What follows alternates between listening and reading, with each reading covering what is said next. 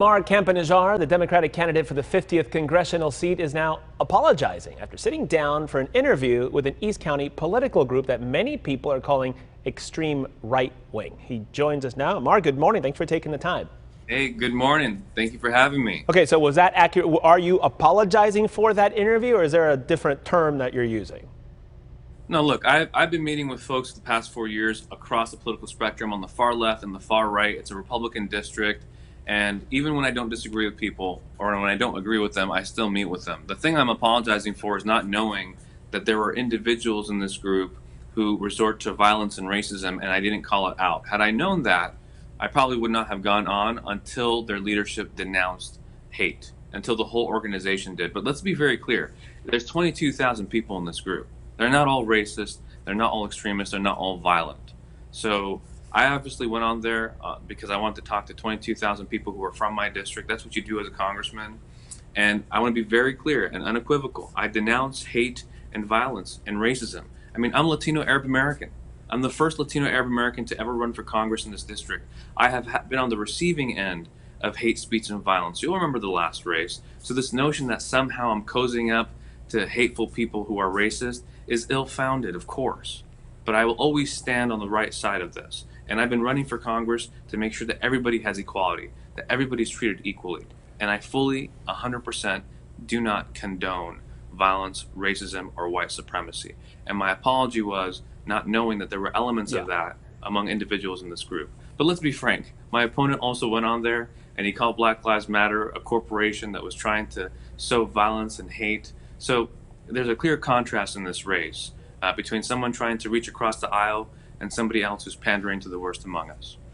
The other argument that I've heard is the fact that, well, okay, that I can accept that argument, but why not then do your research on the group and the person that you're sitting down with? Because on top of that, there was no mask wearing, no social distancing, sitting there smoking cigars like you guys are lifelong buddies. In optics, obviously, you're well aware of the optics of things. You're running for office, correct? Optics, yes, and look, I'd make no bones about it. That was when I should have worn the mask. I usually do. I had it down next to me. Right now, I'm not wearing a mask. We were doing an interview, so that was the challenge. It was hard to wear a mask. But there's nobody 2 feet next to you, though. It was an impromptu thing, Sure. and I'm owning up to it 100%. My opponent also interviewed with them and did the same thing, so I get it. I'm owning up to it. I hope you'll ask my opponent the same thing. I'm man enough to admit that that wasn't the best thing to do, and it's really important that voters understand that there's a clear contrast in this race. You don't compare me to the almighty, compare me to the alternative. Indeed. I think it's a fair assessment that you're willing to reach out to both sides, because that's kind of what we need. We want both opinions and everything, but how we do it is also important.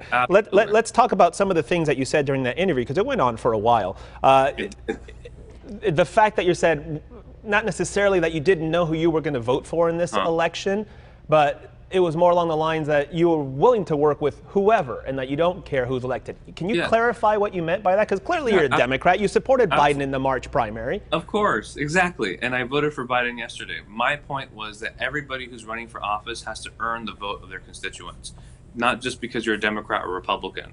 And I've been running for 4 years, earning every single vote. Whoever wants to be president has to earn my vote. Now, President or Vice President Joe Biden has earned my vote. And I said, it doesn't matter who wins in the end, because I will continue to be myself. I will continue to put country before party and deliver for this district no matter who's president, because that's my job.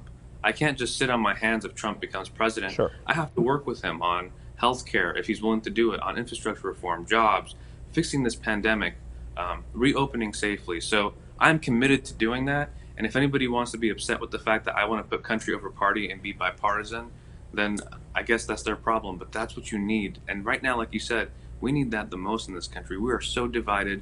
We need somebody. So you do care who wins the presidential election? I do care. Okay. I voted for Joe Biden, but at the end of the day, we work with anybody who's in office. And just to clarify lastly, because you've also been accused of pandering to the audience of Defend East County.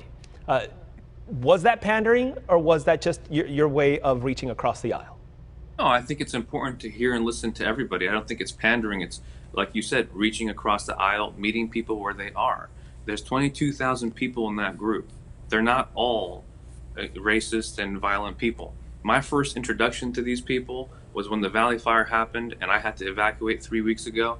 There were people from that group. Sure. There's soccer moms and just bystanders who just are on that group who were helping people evacuate. So there are people in there who are not part of the violence and the hate, but anybody who is not somebody who supports me. And let me just be very clear. If you're a white supremacist, don't vote for me. I don't want you to vote for me.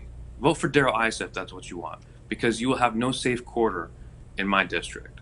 That's my value. That's what I believe in.